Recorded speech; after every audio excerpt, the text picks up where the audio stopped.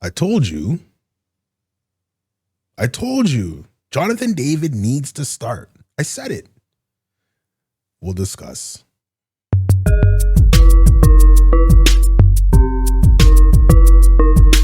Hey guys, it's Alistair Johnston, right back at the Canadian men's national team, and you are listening to the Football Weekly podcast. Welcome to episode 210, I believe, of the Football Weekly podcast. I'm your host, Reginald Dino. Boy, oh boy, oh boy. Boy, oh boy, oh boy. I thought they would win today, but I didn't know they were going to win like that.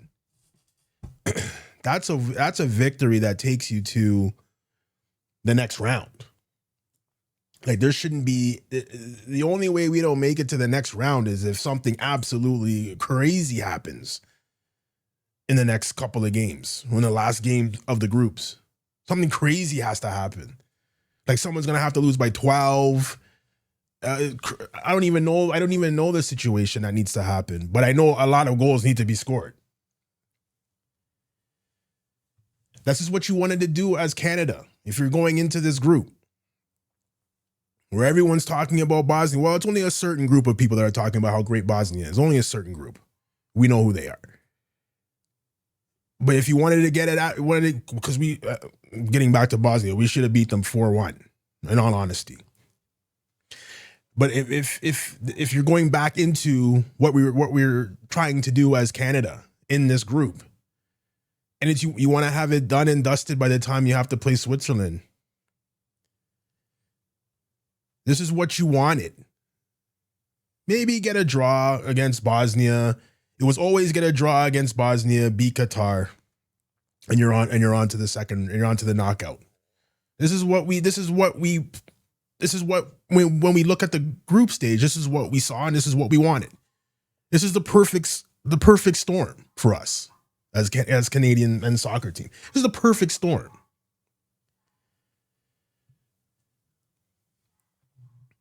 What a fantastic performance these guys put in. And I know everyone's gonna sit back and say it's Qatar. I've mentioned this before on different podcasts or different episodes of this podcast. I used to have a coach who used to say all the time, good teams bury bad teams. You bury them. It doesn't matter. If they're on the field, you bury them. Doesn't matter that you're better. Doesn't matter you have better players. You bury them. You're looking at Spain versus, who did Spain play? Cape Verde and got a 0-0 draw. Good teams bury bad teams. And I'm not saying Cape Verde's a bad team, but you're always going into that. 100% of the people are going into that game thinking Spain's going to murder them 7-0, 8-0. Good teams bury bad teams. Of course, if you watch the game, the only bad part of the game is our best midfielder is done for the foreseeable future. It's not a hamstring pull. It's not a muscle injury. That's a broken leg, guys. I saw it, not live, but I saw Aaron Ramsey's leg get broken by Ryan Shawcross playing against Stoke. I watched the game where that happened, and you heard it, and it was a sound that you'll never forget.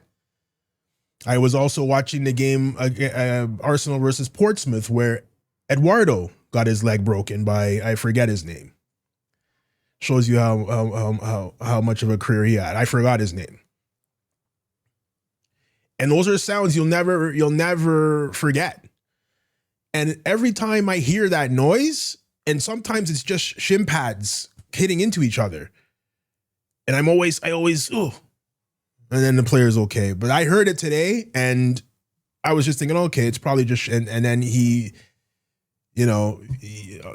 cameraman caught it where he lifted up his leg, and it was just like, oh no, oh no. But you never want to see that to a player. Playing the game myself, you never want to see anybody get hurt like that, because that's not a couple of weeks. That's going to be months. That might not even be. That's not ready for your club season. He's not going to be ready for that. And he's one of our most important midfielders on our team. It's a shame. You don't like to see it, but unfortunately, it is part of the game.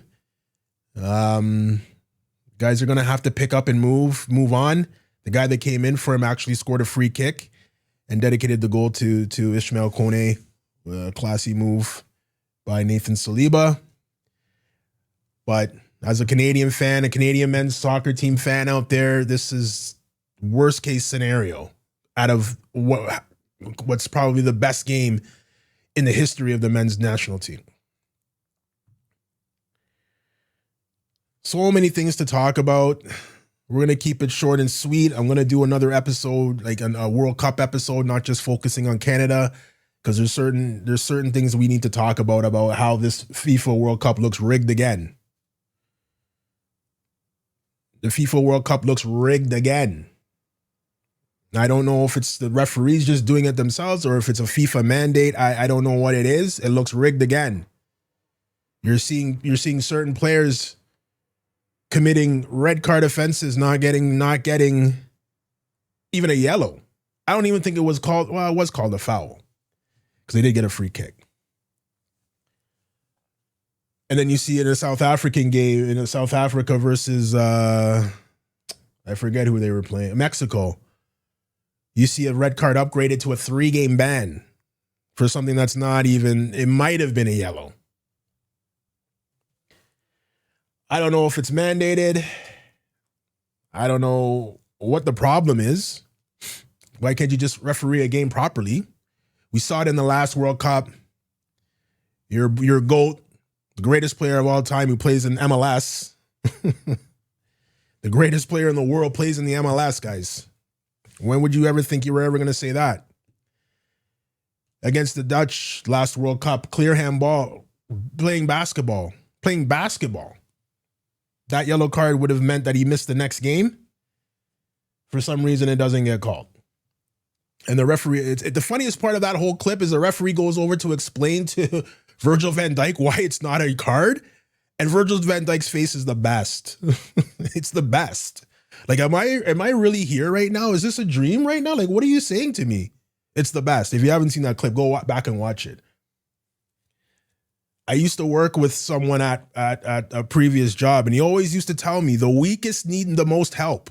The weakest need the most help. The weakest need the most help.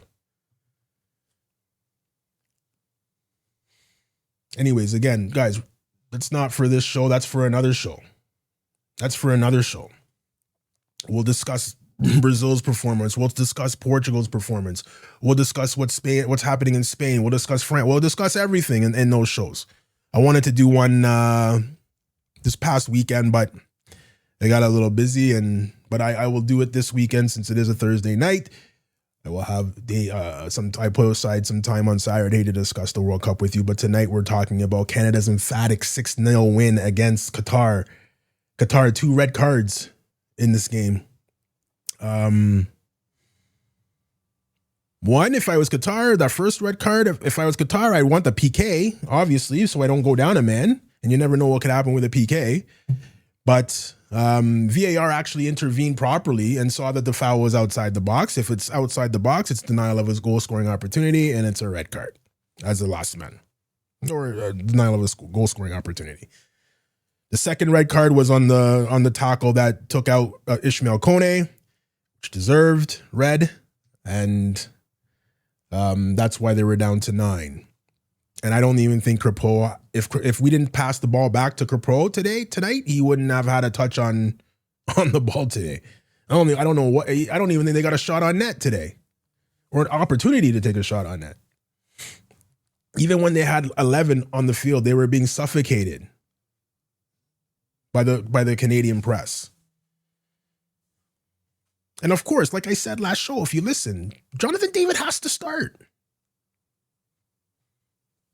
For those of you that listen to the show, no, that's not what I said. I was emphatic that he cannot start the next game. But that's the mark of a true professional player. You hear all the professional players say, I don't listen to social media, I don't look at it, I don't know, blah, blah, blah. It's tough to get away from it in a World Cup when people are actually now paying attention. And it is front page news on the newspaper.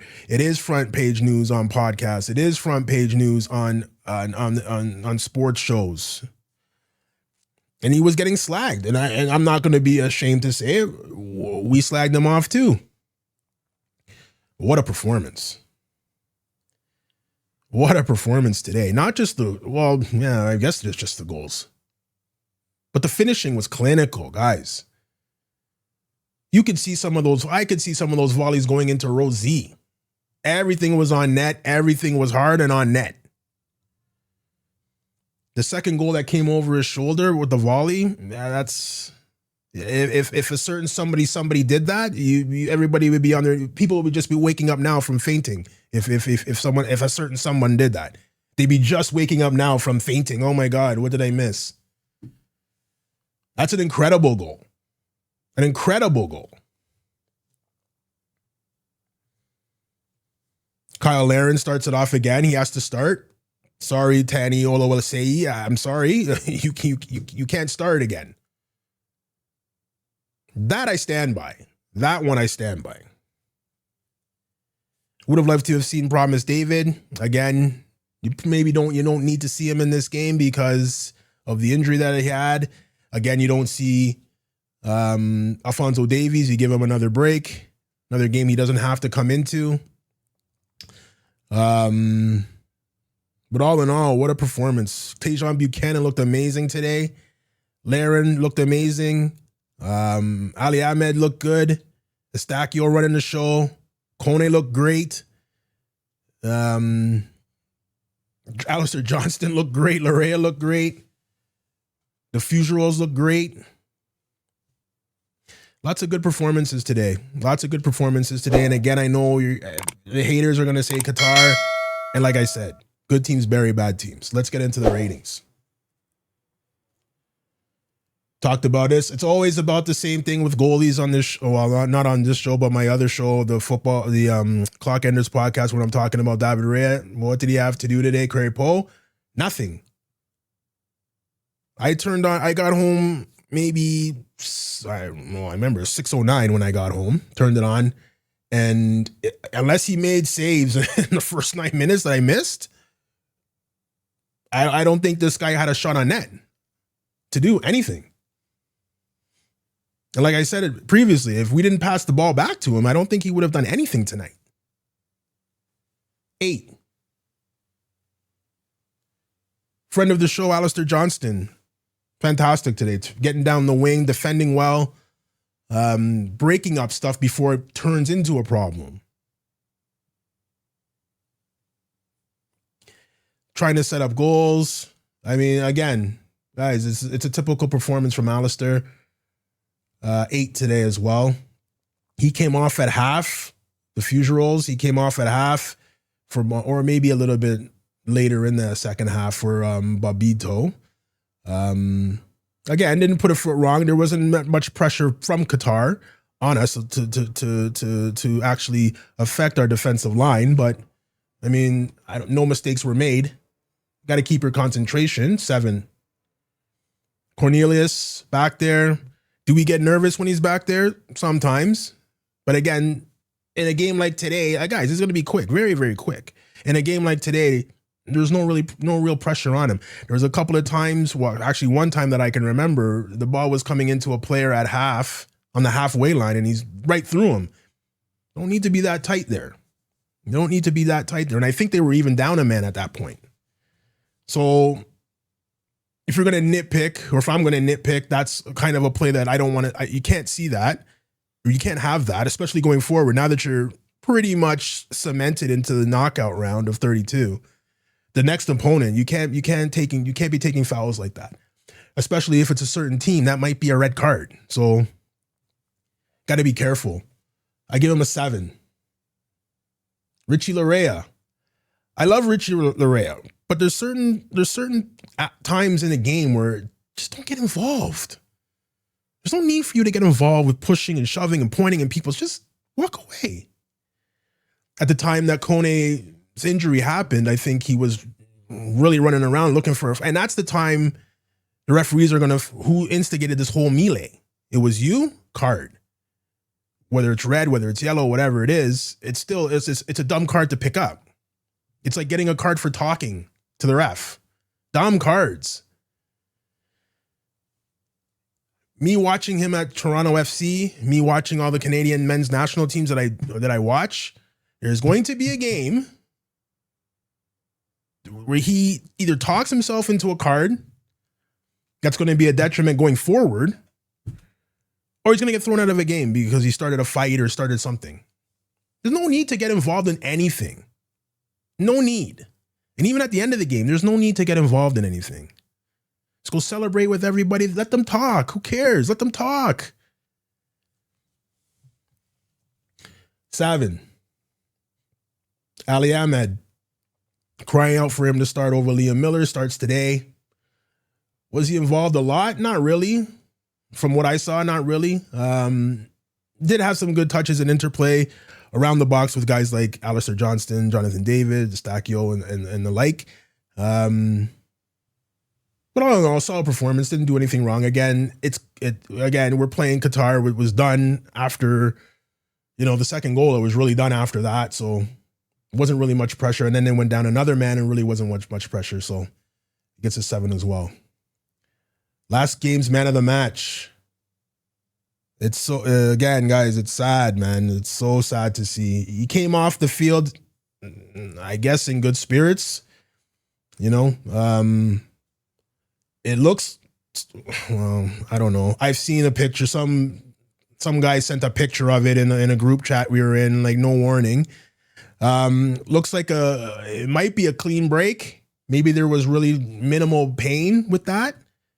Because he did look alert and he was waving to the fans and giving the thumbs up and all of that stuff. He was sitting up in the stretcher. He wasn't laying back. I think it's more shock. If you saw him on the ground, I think it was more shock of what just happened. And then you look down and you see it and it's just like, oh my God, what's going on? What's that? And I think it was more shock than anything. But again, that's an injury that's going to take a while to heal from. And we wish him all the best and a speedy recovery because we need this guy. 8 today is his jersey number. He gets an 8 today. Stacchio, captain for the day or captain for the game, kept the ball moving. Does Stacchio things, trying to dictate the tempo again like he did last game. And not much we can say. 7. This guy looked great today. And I think they were talking about Jesse Marsh was trying to challenge him into taking guys on more one-on-one. And he did that today. Tricky guy, quick guy. Don't take what the defender gives you. You have to make sure that you put the defender under a little bit of pressure. You got to make the defender make a decision. So he did all of that today. He was great today. 8. Kyle Larin got us going again. Has to start the rest of the games. He can come out at half, especially in the next game. We're pretty much cemented through again. So maybe he comes out in the half. Promise David takes over. Maybe if you want to put Tanny in again, put him in, fine. There was a point in the game where I guess they made I don't even know who they took off. I can't remember who they took off, but Tanny came in. It was Larin and Jonathan David. So I think Jonathan David kind of slipped into in behind the two strikers there. And that's when he picked up his third goal, his hat-trick goal. So Kyle Larin got us going again, 8. And it's got to be the man of the match. Not just because of the goals that he scored, but because of the attitude and the mentality to come back from all the criticism you've heard for the last 6 days, 5-6 days, all the criticism, all the this, all the that's the Jonathan David I saw at Juve, whatever, and to come back and have a performance like that, that's more of the man of the match for me, just because of the mentality to come back and do what he did. 3 goals tonight, hat trick in the World Cup. There's not just one player anymore. There's 2. One of them's from Canada. Man of the match today, 9. Jesse Marsh. It looked like at the beginning it was, oh, what are you doing? There's two things that needed to happen. Tanny couldn't start, Jonathan David couldn't start, or three things, and Liam Miller couldn't start. And you changed two of the three. But thank God you didn't listen to all of us professional coaches out there that know exactly what's going on and have our pulse on the team that we watch every 6 days instead of the guy that's with them every day in training. Yeah. So did he get the lineup right today? 100%. 100%. What he does going forward, missing a guy like Koné. I mean, Nathan Saliba came in and had a masterclass today, especially with the free kick. Can he replace what Koné does? We'll see. Who comes in and replaces him? And when Alphonso Davies is ready to play, who comes out? Again, these are good problems to have as Jesse Marsh. These are fantastic problems to have. I got too many options. I don't know what to do. When as a Canadian national team soccer fan have you ever heard that? There's too many options. I don't know who to play. I might not get this wrong. Even if I pick like this, I could probably get it right. 8 today. Brilliant. So those are the, we're going to do the subs. Schaffelberg, whatever. Saliba obviously comes in and hits a banger off a free kick. Who else came in? Bombito came in. I think that's it, I believe. Osorio didn't get a chance. Promise David didn't get a chance. You're probably going to see Osorio start next game. And I believe maybe even Promise David start next game as well. Look at the injury list on the men's national team. Look at the injuries. Marcelo Flores. It would have been a slice and dice fest if he was playing today. Slice and dice fest. Even against Bosnia it would have been the same. I would love to have seen us full strength. And now Kone's gone. And these are two very influential players on our team that are now out for the tournament. You know, and it's not, again, those two injuries are not muscle related. They're not hamstrings. They're not thighs. They're not pulled this, pulled that. It's an ACL and a broken leg. So I mean, Gold Cup is the next time you could possibly see these guys, maybe. If we get invited back to Copa America, but still those are year and a half, 2 years away. And, you know, you're hoping that they're still informed for the next World Cup. It sucks to say 2 games into this World Cup because you're looking 4 years down the road, right? Anything could happen. So anyways, all in all, an amazing performance by the men's national team. Let me get a sip of water here.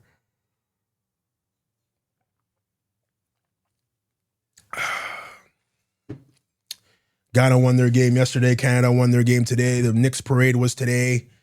Arsenal won the league. This might be the greatest sporting year I've ever been a part of. But anyways, again, that's for a different podcast. Guys, if you're not subscribed on YouTube, why not? It's free. Hit the bell. Get notifications every time I put up a new show. Again, we're going to be doing shows after every Canadian men's national team game. Player ratings and the such. We're also on Instagram at Football Weekly Pod, and we're on TikTok. So join the conversation there again at Football Weekly Pod, all one word, all the same across all social media platforms. So guys, pretty much through to the round of 32, pretty much through. The only shame here, well, there's 3 things that are a shame here. Ismaël Koné, Marcelo Flores, and no more games for Canada in Toronto. Yeah, but Canada's Canada, I guess. So whatever. As long as we can see the games, I guess it's fine. But I mean, when crunch time comes, you would want to be able to see if you can get tickets to watch a real crunch World Cup game. But no more Canada games in Toronto. I don't know how they scheduled this. I don't know why they scheduled it like that. All the games, the next game's in BC, the round of 32 games in BC. I don't know. Anyways, guys, thanks for watching, and we'll catch you after the next game. Actually, we'll catch you this weekend. We'll do a World Cup show, and then 100% definitely after the next Canada game show. Take care.